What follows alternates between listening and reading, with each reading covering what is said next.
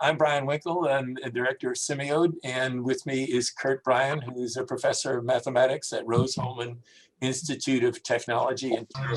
I used to say it's a small engineering school, when in fact it's small in number, but they're mostly all engineering and STEM stuff.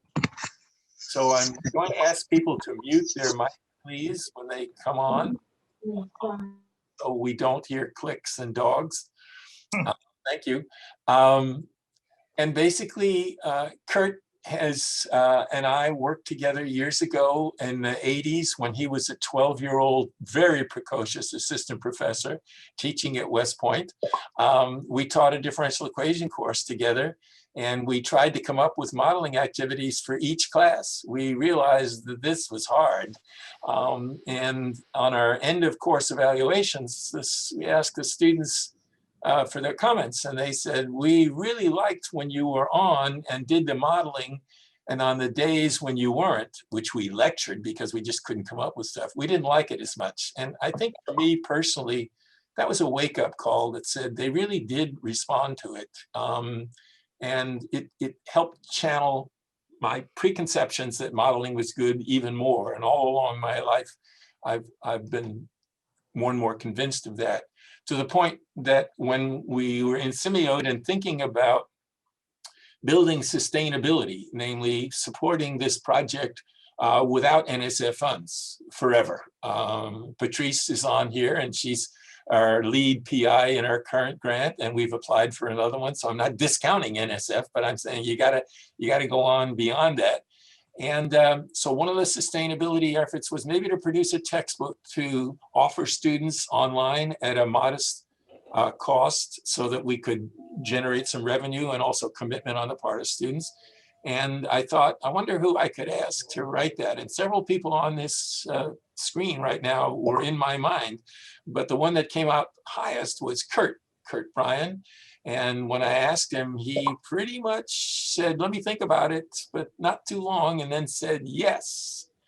So I guess one of the questions that I have for him as the moderator, and he's on the panel, is what on earth were you thinking when you said yes? And we're going to get an answer to that, but I'm first going to let him use his introductory slides. Okay. So why don't you put up the 2 slides to start? All right. So let me share my screen here and pop this up.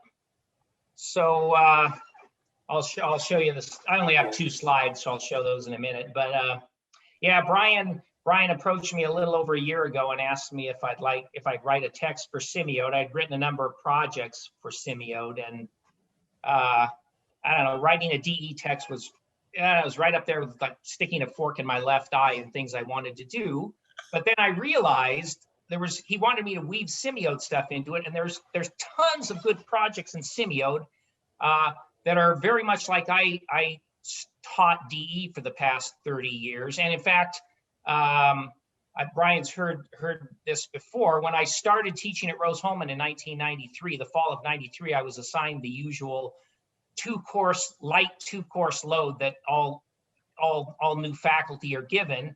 And Bryan came to me before the first week of classes and said, how would you like to help me co-teach one of my sections of DEs? And I thought, new assistant professor, and he's dumping half his course on me. What is this BS? But it was well worth it because I learned how he approached the subject and how he used modeling. And it was a big influence on how I've taught DE over the years. And I thought this was a great opportunity to take, in some sense, everything I've done for the past 30 years and all the SIMIODE stuff that's of the same flavor and put it into a textbook. And also all I'd learned about doing DEs in industry and government labs and in academic research. And I could emphasize some of the things I thought were important in DEs, some of the mathematical techniques that are usually given short shrift. So I said, yeah, I'd like to do it. Besides, I just love to write about mathematics and tell people about it. So how could I say no? So here's the motivation for the text is to put in modeling and applications right up front to drive the whole narrative and convey to students why they should care about this subject. But at the same time, I don't want to replace the mathematics with just applications. I mean, without the mathematics, you can't really do the applications. But the applications and modeling are a great hook for the mathematical techniques to keep the students interested and keep things moving forward. And then they see the fruits of their labor when they master some mathematical technique, and suddenly they can understand a physical situation that was inaccessible before. So they really get a way to see how effective DEs are as a tool for describing the world. And I wanted to incorporate some of the topics that I have found useful when I went into industry, and things I had not seen in a DE course that were suddenly important. Dimensional analysis, scaling, parameter estimation, control theory, and model assessment using data to know if your models are any good. All these things that weren't part of the DE course I took. It was a great course for a mathematician, but when I was suddenly thrown into industry, there was a lot of other stuff I had to learn. And so the features of the book, it incorporates a lot of SIMIODE modeling projects and a lot of new ones that I've cooked up along the way that illustrate some of the things I think are important. It includes a lot of data sets that I've collected from around wherever, a lot of them from SIMIODE, of course. The text is written so it includes what I call inline reading exercises. These are little things interspersed every page or two through the text that just keep the student engaged. Simple things they can do on the fly to reinforce what they're currently reading. It has the traditional end of section problems, and then, of course, we got to get the SIMIODE material in there in a serious way. So it's got modeling projects, more substantial projects at the end of each chapter. And I'm currently whipping up a complete set of solutions for the entire book. So that will be what's accessible to instructors, and then whatever we select for students. And we're working on developing associated code in Maple, Mathematica, MATLAB, Sage, that support student investigations, and so they don't, for example, they don't have to type in data sets. So that's the entirety of my slides there that just outlines roughly what we have in mind. So you answered my question. What were you thinking by saying, because it's so simple, right? What's so simple? The choice or the task? Writing the text, right? It's pretty clear. It's well, like my wife characterized raising a kid, many simple tasks repeated often. Okay. That's how she characterized caring for a baby. I think so. Okay, I'm looking for, okay. So how does it start?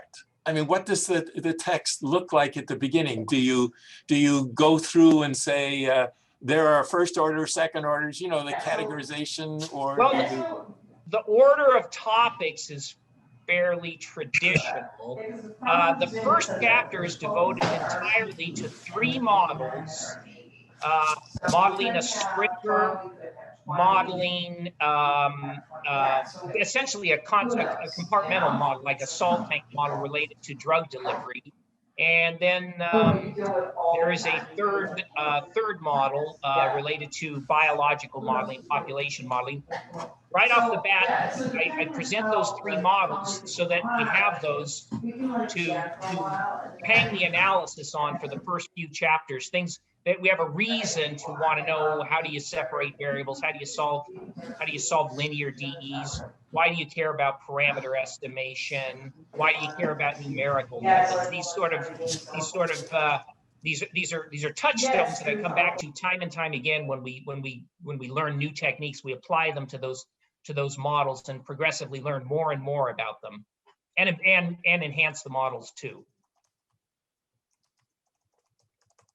Okay, so what does the first chapter look like? I mean, you know, if I'm going to use this, I'm going to walk into a class and I'm going to say, you know, here's the text. I tend not to give a syllabus out. I just tend to jump in. And what would I jump into? What would I So the first model I threw in was one that I developed a long time ago that that is related to modeling a sprinter in a 100-meter race. And in fact, I used data from Usain Bolt's 2008 Olympic victory. So there's data on how he progresses down the track, how long it takes him to reach the 10-meter mark, the 20-meter mark, the 30-meter mark. And that's a simple first model, and it's really a motion with resistance model, the Hill-Keller model, and there's data there. And so it starts off by just leading students through the model of, F equals ma, and what should his velocity look like if we make these assumptions. And then at that point, we don't have any solution techniques at hand, but you can just say to the students, when you've developed the differential equation, you can say to the students, here's the solution. You can verify that this meets the requirement of being the solution with the given initial data. Play with it and see how it compares to the data. So that's how it gets started. And then the next section on the drug delivery model is it's similar. It develops using basic compartmental models and conservation laws. And again, they don't know how to solve it, but you can give them some parameters and say, does this look realistic? Can this meet the requirements needed for the drug delivery? And then there's the biological model is similar, and there's data for that one too. Much messier to illustrate that the models aren't always as clean as you hope. So to use an old-fashioned education word, the paradigm is that you introduce a situation, you give them some data, and then they develop a differential equation from some fundamentals, either compartments or F equals ma or some principles. Right. And they look at the differential equation and you give them a candidate solution. Yeah. And they're checking that it actually solves the differential equation and it's reasonable for the data. But the missing link is they don't know how to solve it, right? That's correct. That's chapter 2. Chapter 2 is the usual stuff on first order DEs. Okay. That shows them the basic solution techniques. And then, of course, you revisit the models and say, figure out where the solutions came from, now that they know how to figure out where the solutions came from. Okay. And and then, of course, new models are introduced along the way. You can do Newton's law of cooling. You can do other things as well. You can do motion models with more complicated resistance. There's data from a SIMIODE project on a falling body with air resistance. So you can experiment with, is the air resistance linear? Is it quadratic? There's data. They can try to figure out what's the appropriate model for air resistance. And so that sort of those initial 3 models in the first chapter drive why you want to know these analysis techniques. And then I have a section on parameter estimation. How do you if you have a model and you have data, how do you do something better than just guess and check to fit the parameters to the data? And so that's the philosophy. Okay, so you've mentioned words like parameter estimation and control theory and dimensional analysis, and then you've mentioned that they're not normally in the first ODE course. So if we're going to put something in, what goes out? Or is that a fair question even, Yeah, it is. And it's a choice everybody has to make. You have to decide what. I wrote the book so that certain things like dimensional analysis, it's a beautiful topic and it really informs modeling, and it can let you figure out things that honestly you have no right to know just from the dimensions of the variables, the physical dimensions of the variables involved, and yet you can figure them out. It's beautiful, but I tried to weave that material in so that if somebody says, I don't have time to do this, that you don't lose anything later in the book, that it enhances what you can do later in the book, but you can still do everything you wanted to do. So I guess I'd say, you know, it's an individual choice of how much of the what I would call the non-standard material you can do. If you find it compelling, you can decide if you need to leave something else out. I think we all do applications in our courses, and this simply supports people who want to do that in a more structured way. And I can't do all the stuff I put in the book. I can't do all of it, but every quarter I teach the course, I can pick something to do, not all of it, but I can pick something, and I can keep it rotating every quarter and do something to enhance the applications in the course. Okay. All right. So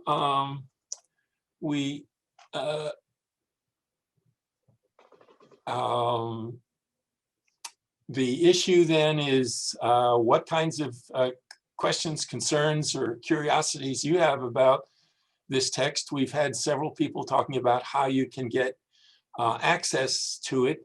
Let me at least point out to you that right off the bat so that you can say, all right, I can go there. What we hope to do is right now there's a preliminary version. It's about 10 megabytes. There's about 7 chapters. And as Kurt said, there's much he wants to add to that. So he's working on that. And hopefully by the 15th of May, we have a version that would be ready for a person to teach a course in the fall. That still could be beyond adoption. So maybe you might not do it until the spring.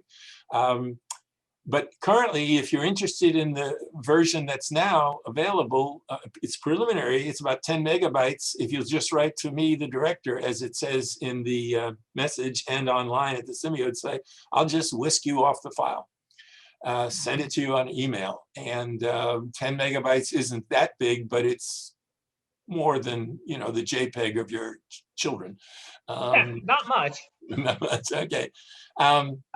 I should point out the version that is posted it's several months old. It's like it's the draft version. If it were software, it would be the alpha release. You know, it would be a release for insiders with their warning that, you know, it may cause system instability, data loss, permanent insanity until it's you know, polished up.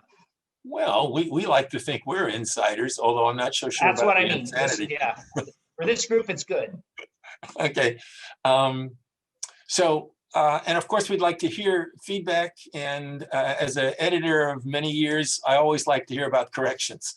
And not that I'm on Kurt's case, but it just, you know, it's always glaring when you go along and you see something and you go, didn't these guys even check that out?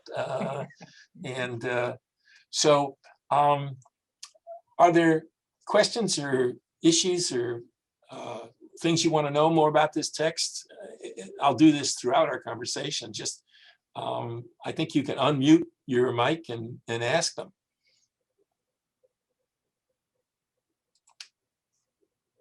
I don't see tons of people. Hi, Kurt. Can you? Oh, hi. Yeah, I can hear you. Hi, Kurt. So I wondered if this book would be appropriate even like after the fact. So suppose the students have already taken like their 4th class in, you know, in their calculus sequence, they went through differential equations. Can you use it as a like focused modeling text? And so just pulling the. You mean for a course that comes after DE or? Yeah, something that's more specialized, like a special topics where you're really just, because I know like when we cover DE and especially in this COVID time, there's a lot of stuff that's gotten left out. And yeah. I mean, you could, because if you wanted to go beyond the standard DE course, let's say you hadn't done anything with dimensional analysis or non-dimensionalizing DEs, or you hadn't done some of them. I put in a little bit more sophisticated numerics. One of the things I put in numerics was when students go to MATLAB or Maple or Mathematica, and they use the numerical DE solver commands. There's various parameters in there for relative and absolute error tolerances. I want them to know, what does that mean? Roughly, what do those do, and why should I change them in some situations? I wanted to put in some stuff. I had some students a couple of years ago that were trying to solve a system of DEs, and the solver would grind to a halt after, partway through the solution procedure. I had the same problem when I started in industry trying to solve DEs numerically. The solution, when I tried to solve them numerically, with my own, this was 1984, so I'd written the solver myself. The solution blew apart every time. I could not figure out what was wrong. It was a stiff system of differential equations in each case. I wanted to put into the book, it's not a course in numerical analysis, but just here's what these parameters do in these solvers, and here's what you should be aware of that can go wrong, and here's what you might do about it. So that's again the kind of thing you could do in a follow-up course. You could do the stuff on control theory. It's very interesting. There's a variety of other sort of modeling projects that, I mean, you could make a course out of it even after you've been through the basic material. Okay, thanks. Yeah. Or you could just teach a modeling course with differential equations, to anybody, those that have it and those that don't. I think those of us who've done modeling find out that when you put kids who are smart in mathematics, or even not the best smart, a model challenges them, but it also excites them, it stimulates them, especially if it's related to something that they're aware of, calorie consumption, if they're aware of weight, or if they're runners, they want to know, how fast was he out of the block, and did he kick it home? Well, it turns out Usain Bolt didn't kick it home. He kind of looked back and slowed up in his world record, So it usually engages them. We've got several questions. One is, let's get right to it. Once the book is complete, is there a fee for students to use it, and how will it be available? The answer is yes, and online. We want to use this as a sustainability effort for the SIMIODE community. So we really don't want to give it away per se. Kurt has been most generous with his time, but a tradition has been, you charge some money for a book, and there's some royalties at about 15% or something like that. So we've been thinking about charging about $45 for students to get access to this, and we're not police states, and it's not going to be encrypted, and we're going to have to do some honor system. Then we talked about the idea of maybe saying a suggested contribution is $45. Kind of like Wikipedia comes around every year, and I donate to it because I live on it.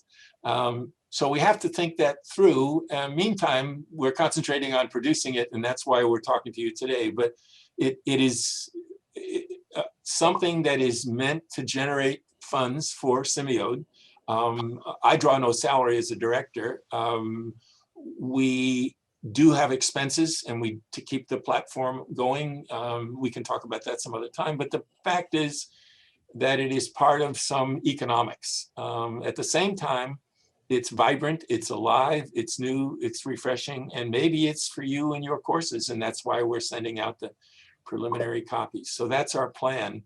I'm learning about all kinds of things, like how you get an ISBN number, how you decide whether you're going to market a hard copy and is, printing it through Amazon. One of the previous speakers, Mike Naylor, has done a book through Amazon or other vendors. On-demand printing, lots of possibilities. You should know that the community, perhaps because of the pandemic, but otherwise, Taylor and Francis, the big British publisher who publishes many of the journals, has found a resurgence in the interest in hardbound copies of books and paperbacks. In other words, they're producing books that they haven't produced for 5 or 10 years. The MAA Press is, Steve Kennedy is there saying there's a great interest in physical books. People either in the pandemic are just fed up with looking at screens, or they just want to curl up with a book, not an iPad. And so, or they want to scribble notes in it, or whatever they want to do with it.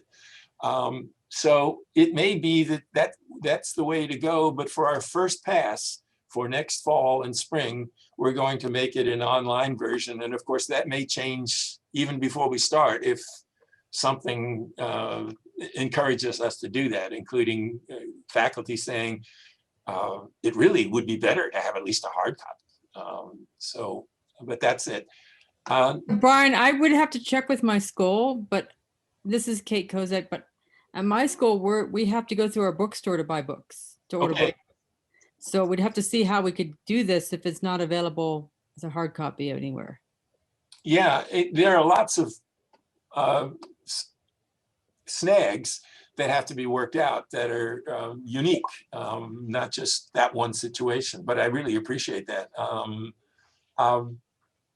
Any other issues on economics or availability or the nature or this? Kate had one scenario, namely send the students to the bookstore.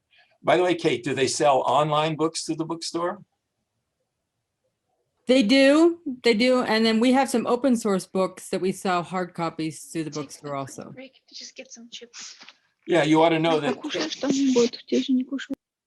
Kate is the president of the American Math Association of two-year colleges, and we're pleased to have her with us. And she has a broader view than just her own community college, I'm sure. So any other, we'll come back to money if you want. Next question is, do you plan to produce some computer codes with the book? Kurt's already talked about that. You want to talk a little bit more about it? Yeah, just the plan is, I've already done some of them. It's just straightforward Maple, Mathematica, MATLAB, scripts, Sage that support some of the projects in the book and simple analysis. Yeah, so that's the idea, is to have a website that has all that code on it. And that's probably what on, I don't know where it would be hosted, part of SIMIODE. SIMIODE, yeah, that's what we would hope, and it would draw people together to be able to share some code.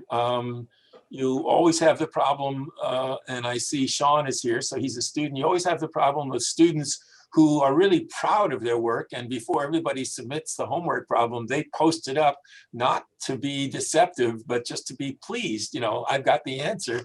And that somehow doesn't help weaker students who really need to do a little bit more struggling. So the issue of how you share with faculty and how you share with students, code is, and answers. Although, Kurt, you've talked about producing answer sets, and they'd be open to anyone, right? I mean, I'm producing the solution key to every single problem in the book. How we make that available and who we make it available to, that we haven't decided that. Yeah. So, yes, Arati? Actually, I taught this course once with Bryan's advice, and I took several modeling things from SIMIODE and took one semester course.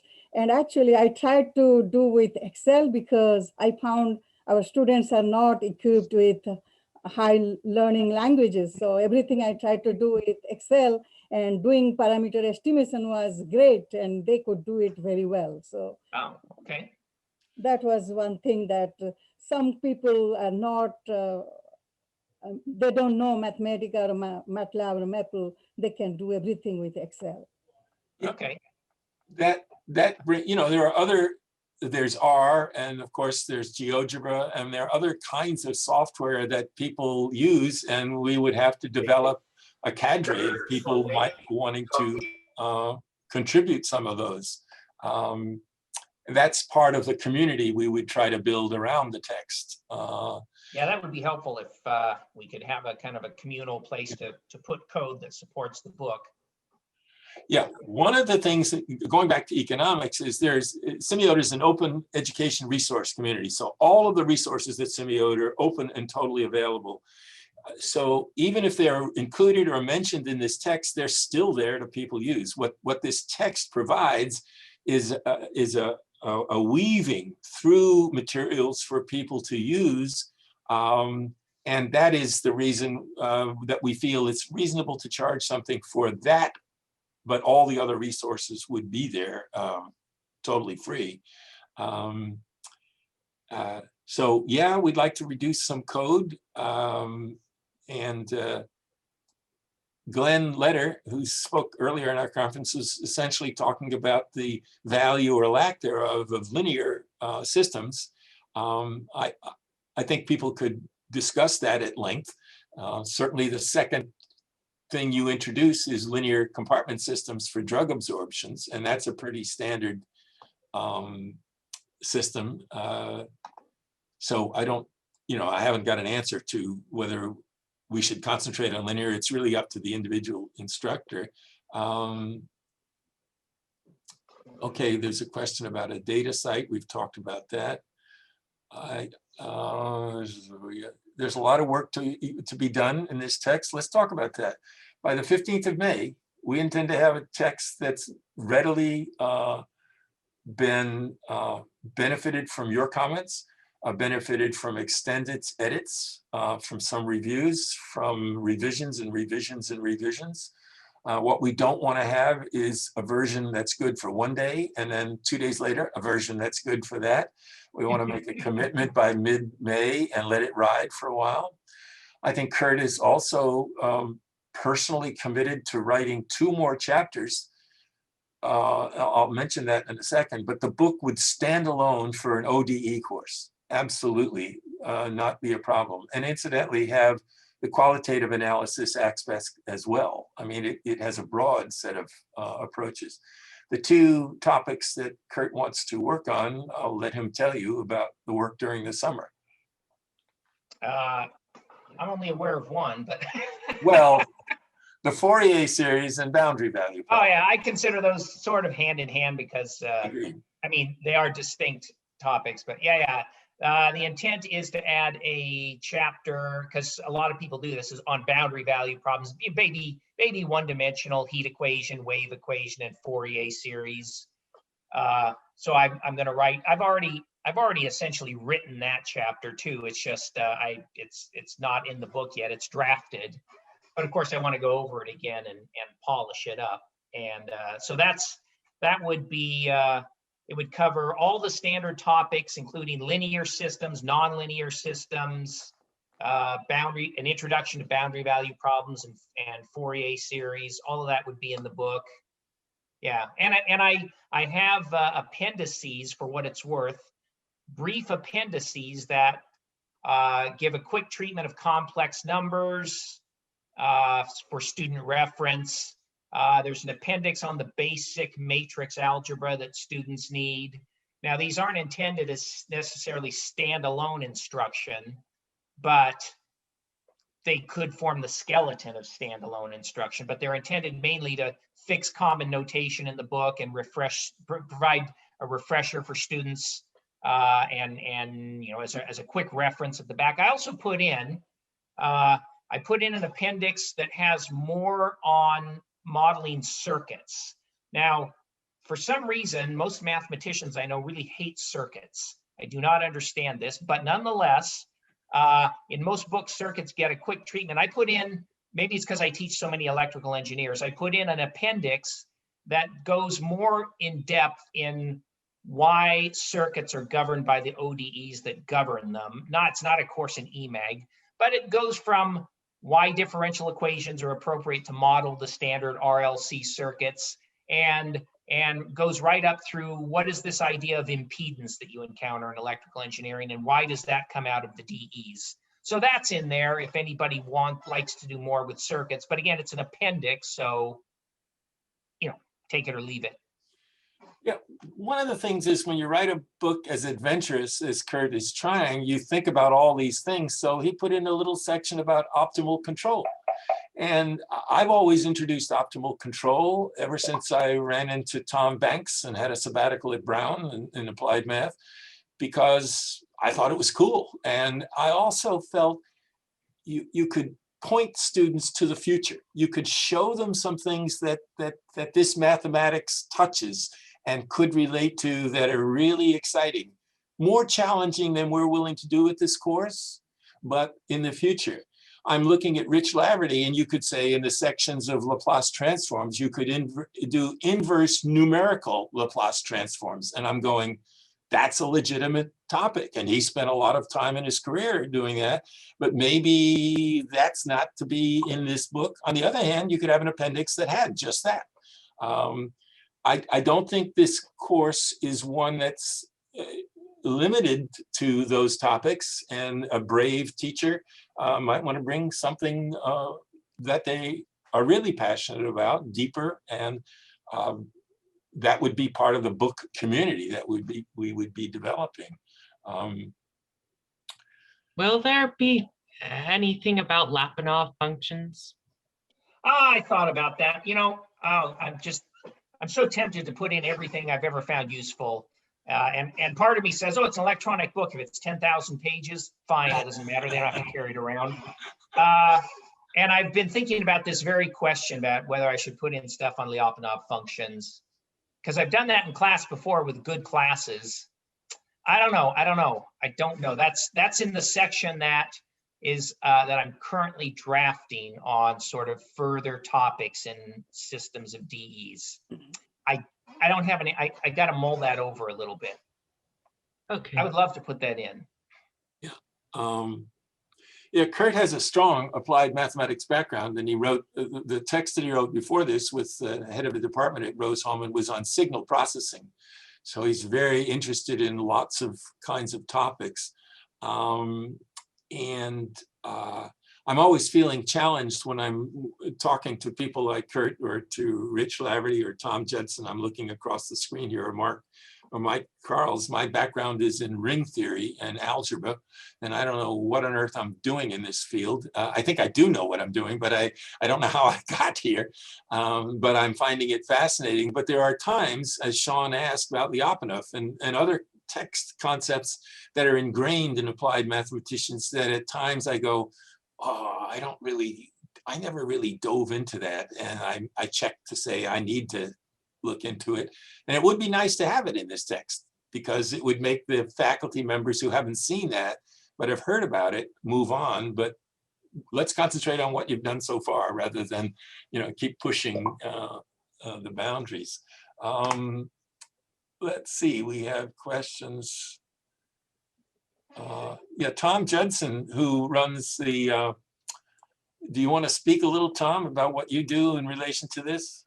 Yeah, so I'm part of the Utmost project. We've got a large NSF grant to make tools for open source textbooks and study actually how instructors and students use textbooks. And one of the solutions that you might think about this is just put the book on a server, okay, sell subscriptions to the server so students would have to log in with a password and be authenticated.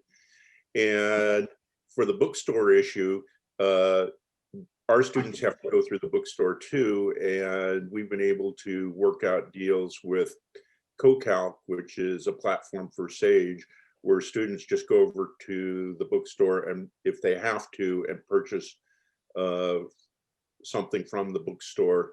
And that has to happen because of scholarship things and athletes and so on. Students can also purchase something directly from CoCalc. If the book is written in HTML or is available in HTML, that's going to make things a lot easier. One, I see someone mentioned down there, screen readers. Screen readers will function with HTML. I doubt that they'll function very well with a PDF file online.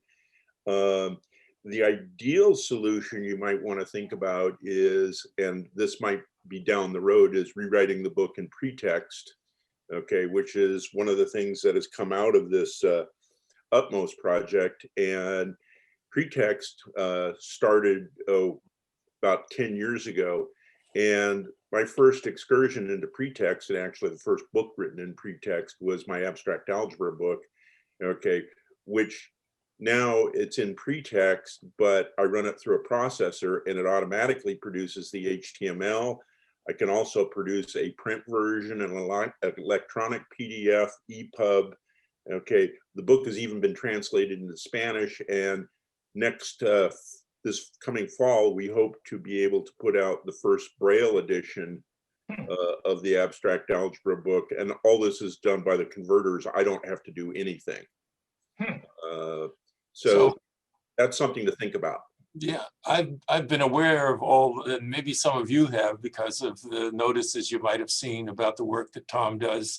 And that's something that Kurt and I talked about, but what we were concentrating on was just getting it all together for the first round. And I think I like the word converters because it says you might be able to take something that is in nice tech and just slam it over there.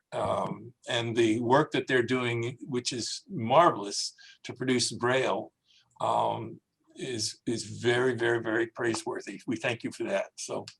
Yeah, David Farmer has some tools for converting LaTeX into pretext and HTML. I don't think he advertises them widely, but he can be contacted through American Institute of Mathematics. Who is that? David Farmer. David Farmer. Oh yeah, I met him. Yeah. He's at AIM. Yeah, I should talk to him. Yeah. Okay. There are always going to be limitations. One question is, will we be doing something to go with web work? In other words, are we going to hook up with a learning management system? And I think we haven't thought about that. Yeah. It's basically trying to produce somewhat of a traditional text in terms of the table of contents and its appearance to faculty to kind of bring them in. You know, if it's totally alien to faculty, they might not consider, but if it's the traditional layout and if it's a traditional book, we thought that might engender them. We know there are people who teach differential equations by introducing Laplace transform right off the bat. There's a whole group of people who do that. There's nothing wrong with that. It's just we're a little more traditional in terms of the order. So we haven't talked about hooking it to systems. And I think a lot of that takes expertise that neither of us have or money that might get us to where we are. But I think as Tom's pointing out, there's a lot of people in the community wanting to foster these ideas, and it's not about money, it's about ideas. So we thank you for those suggestions. Yeah, we might have to engage other people that have expertise that we don't. Yeah, like I've been focused on the mathematics and the educational aspect of how to bring it to the students. But yeah, and so right now it's just the book is just PDF. With the ability to bounce around inside the book with hot links. Right? Yeah. Yeah, okay.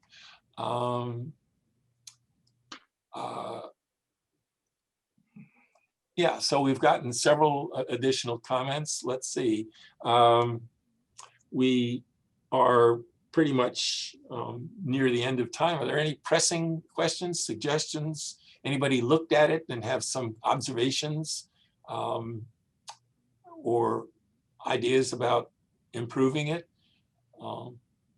If we find any typos, where should we email those to? Send them to me. Okay. I'll fix them immediately. Yeah, he has access to the files, and we will upload that kind of stuff in the latest versions we send out for review, and certainly in the final version that we have in May. By the way, in terms of adoption or use, modulo these problems of bookstores and all this other stuff,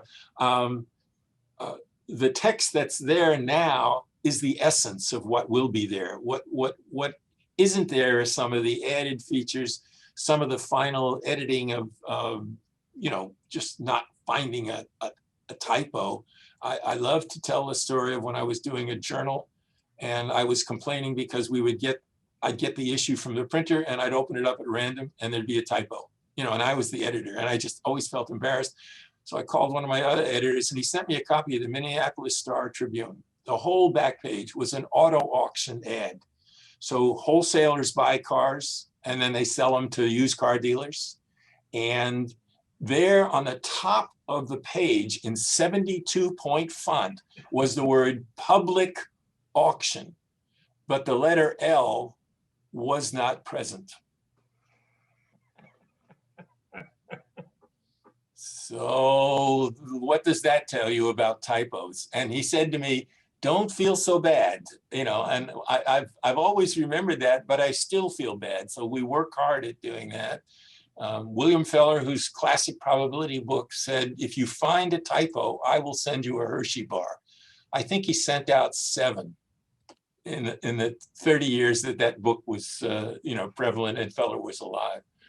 So Bryan, Brian, just another story on bad, not as bad as that one. That was pretty bad, but University of Arizona put out their, when they used to actually have print catalogs, they put it out and they spelled university wrong on the front.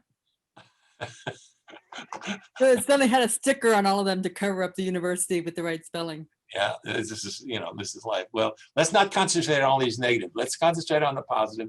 And the positive is that we at SIMIODE are trying to offer a modeling first and throughout text, which respects the mathematics that we teach. We're not throwing things away, but we're trying to highly motivate it. And I want to emphasize those two words, highly and motivated. You can get students to do lots if they're excited about it. My colleagues at West Point, a Catholic priest named Gabe Costa teaches a course in sabermetrics. You know what sabermetrics is? Some of you do. It's baseball statistics. You can't believe what statistics you can get students to do in the guise of baseball. But if you walked into a normal statistics course and you say, we're going to do analysis of variance, they're going to go, for what? And all of a sudden in the sabermetrics class, they need this tool. They have to answer this question about home runs pre-doping and post-doping, and they want to compare something, and they turn to the instructor and say, you got to help us. Well, isn't it a good feeling to have your students say, tell me some mathematics? And that's the point of modeling first. The teacher feels good, and maybe I would add looks good, although for me that's just impossible. But the idea that the students want to know, all right, you got us this far. That's why I like the way Kurt started it, with a model first, and then a possible answer. And then this stuff in between is what we're about, teaching them. So think of that as that adventure in teaching, and hopefully you'll consider this or some other approach, and whatever way we can get it out, at least this first try, that's what we're going to try for. So any final questions, because we don't want to be late for our next activities? No? Well, there's 60 of you here, so that's we appreciate your time and energy. I see people from industry, I see people from high schools, I see people from 2-year, 4-year colleges. One thing I know is that when you talk to engineers out in the field and you mention the word differential equations, one of two things happen. If they can't control themselves, they'll throw up.